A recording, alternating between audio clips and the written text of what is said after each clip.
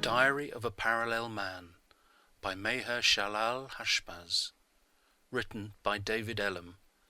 Excerpts read by Jim Baker. March 20. C. The meeting with Neil was awful. I was left feeling completely worthless and empty.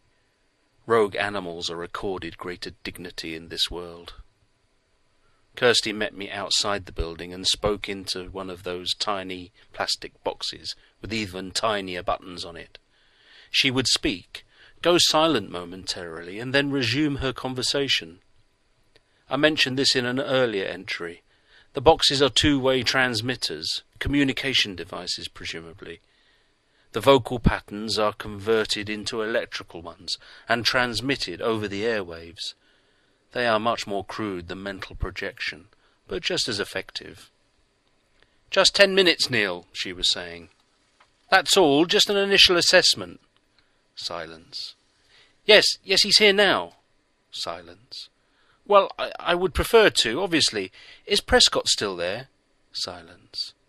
"Then I want to be present when you interview him." Silence. Then euphoria. "Great! Thanks, Neil. I really appreciate this, I really do." Kirsty turned to me excitedly. "Come on, we're going in." Neil was a tall, slight man with thin brown hair. His complexion was ruddy and his eyes raw and tired. He was very healthy looking, though. His skin was clean, his clothes smart. Black trousers and shoes, a white shirt, and a pointed strip of blue material hanging dead centre from his neck. He smiled at Kirsty and then shot me a look of apprehension, I think. He extended his hand. "Hello." I shook it. "Hello." And as an afterthought I added, "Thank you for agreeing to see me." "Don't thank me," he said bluntly. "Thank Kirsty here." He led us down a brightly lit corridor and into a sparsely decorated room. The walls were white. A white board with black handwriting on it dominated one of them. A wooden table occupied the middle of the room, with 2 chairs on either side. Neil took a chair and indicated that I take the one opposite him. He opened a book of blank, faintly lined white paper, a writing tool in his hand, poised and ready to go. Kirsty chose to remain standing. I savoured the light and warmth that the room provided, and ignored the stench of my body as it mingled with the artificial fragrances. "First things first," Neil said. "Your name is Baz." He wrote it at the top of his book. "That is the name Kirsty gave me," I said with a smile. He looked at me. "What is it short for? Barry?" "No," I said. My reply was instinctive. Kirsty seemed uncertain, but I was confused as to how I should interpret her body language. "It's short for Meher Shalal Hashbaz. Is that your Christian name or your surname?" Baffled already? He seemed to realize. "Your first name or your last name?" I shrugged. "My only name." "Well, you'll forgive me if I ask you to spell it." I interpreted this question as an indication that I should spell out the letters of my name. Thankfully, I was right, and relished going through it in the English alphabet. "How are you feeling at the moment, Baz?" I shrugged again. "Glad to be here rather than out there, grateful for the warmth and light." He wrote something in his book. "And how do you view yourself at the moment?" That was easy. "Lost," I said. Neil frowned. "In what sense?" "In every sense," I said. "I am lost geographically, lost socially. How about mentally?" "No," I replied, and immediately sensed Kirsty burrowing holes in the floor with her eyes. "I am mentally sound, but your world," I corrected myself, the world is mentally deficient." He began writing. "In what way?" "You are determined to destroy yourselves. Your history, from the little I've seen of it, is full of strife and hardship, most of which you have brought upon yourselves. Since the arrival of what you call the Industrial Revolution, you have pumped toxic fumes into the atmosphere, stifled the ground with artificial rock, ruined the weather cycle, and abandoned all that is natural in favour of selfish convenience. Neil stopped scribbling. Interesting. Kirsty stared at him, her eyes bleeding with hope. He ignored her and continued to look straight at me. You do not include yourself? I frowned. What do you mean? You said you are determined to destroy the world, not we are determined. He scribbled a sentence. You do not regard yourself as contributing to man's guilt. Well, I'm not guilty, I said simply. But everyone else is? Yes. He arched an eyebrow and took a deep breath. So you don't regard yourself as having a mental illness of any kind? No, I considered. But I do think of myself as emotionally ill. He smiled, as if to himself. Go on. I have felt wretched ever since I got here. Ah, he waved his writing implement at me. Since you arrived here, do you mean here as in Manchester, or here as in Britain? Both. And from where have you come? I gave a nervous cough. This question was one of the crucial ones. I understood that. From a place near Grasmere village. In the Lake District? Yes. Whereabouts did you live? Near Easdale Tarn. But where? On a farm. Where was the farm? In Iloha village. This time both eyebrows went up. Iloha? I was not sure what the question meant. There was a look of recognition in his face. I nodded. He smiled. Iloha, as in Elohim? I suppose so, yes. Kirsty frowned at him. What is it, Neil?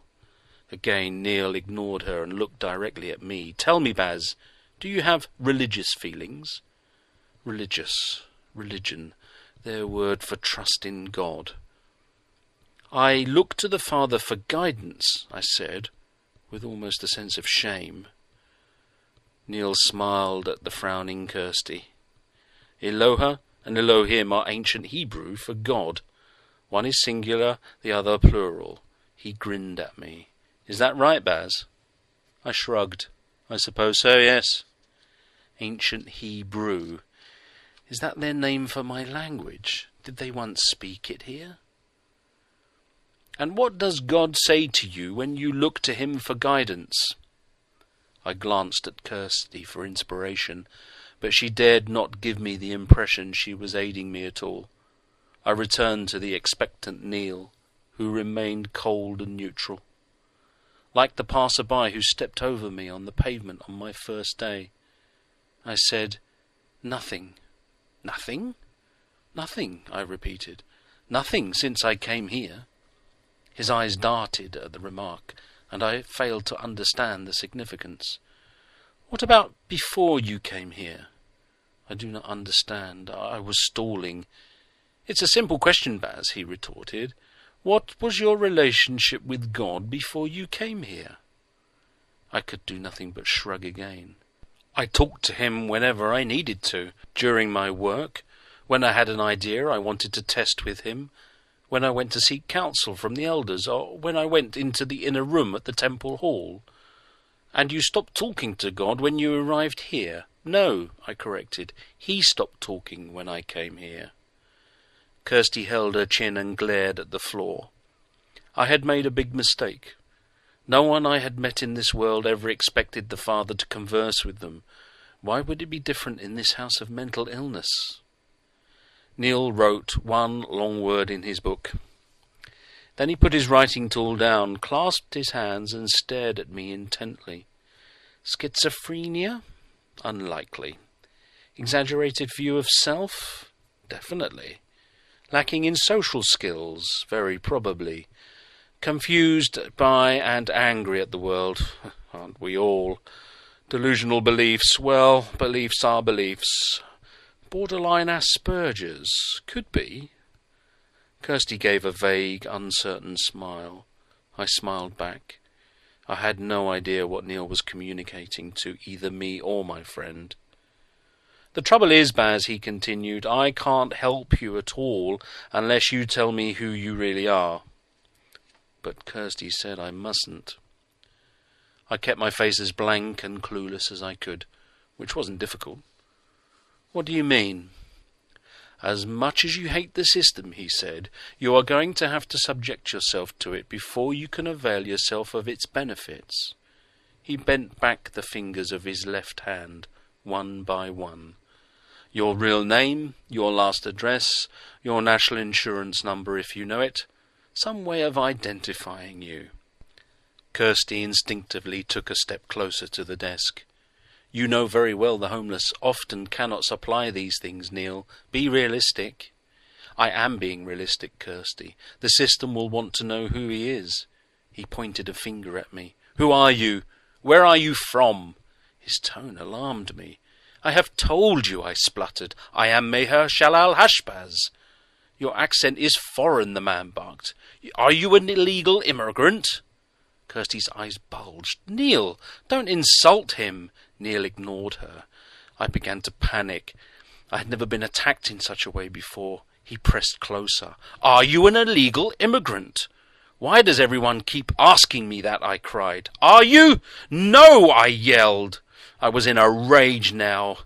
"I come from Iloha village in the northern hemisphere. It is a place that runs parallel in both space and time to the area you call Easdale Tarn in Grasmere, only it's much more beautiful and lush. I found a way of pushing open a door between my dimensional reality and yours, and in my foolishness I stepped through it. Now I am trapped here. Trapped with no family, no friends, no one who understands.